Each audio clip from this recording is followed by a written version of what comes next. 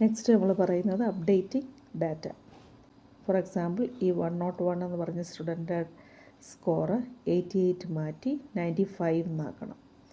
അപ്പോൾ അത് ചെയ്യാനായിട്ട് df ഡോട്ട് LOC സ്ക്വയർ ബ്രാക്കറ്റിൽ ഏത് ഇൻഡെക്സാന്ന് പറയണം 101, ഏത് കോളമാണ് അപ്ഡേറ്റ് ചെയ്യേണ്ടത് 101ൻ്റെ സ്കോറ് ഈക്വൽ ന്യൂ വാല്യൂ. എനിക്ക് 95 എന്നാണ് അപ്ഡേറ്റ് ചെയ്യേണ്ടത്.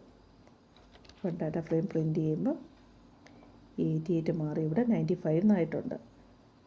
ഇനി വേറൊരു ക്വസ്റ്റ്യൻ എന്ന് പറയുന്നത് increase the score of all students by 5. എല്ലാവരുടെയും സ്കോർ 5 ഇൻക്രീസ് ചെയ്യണം. അപ്പം DF ഓഫ് സ്കോർ, ആ കോളത്തിൽ ഫുള്ളാണ് അപ്ഡേഷൻ വേണ്ടത്. DF of square plus equal 5.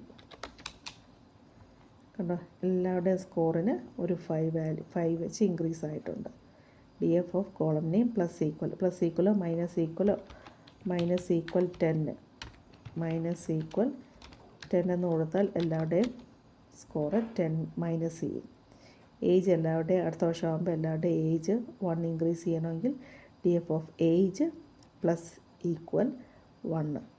അപ്പോൾ ഇങ്ങനെ നമുക്ക് ഒരു കോളത്തിൽ ഫുൾ അപ്ഡേഷൻ വരുത്താം, അല്ലെങ്കിൽ ഒരു പർട്ടിക്കുലർ ഡാറ്റയ്ക്ക് മാത്രം അപ്ഡേഷൻ വരുത്താം.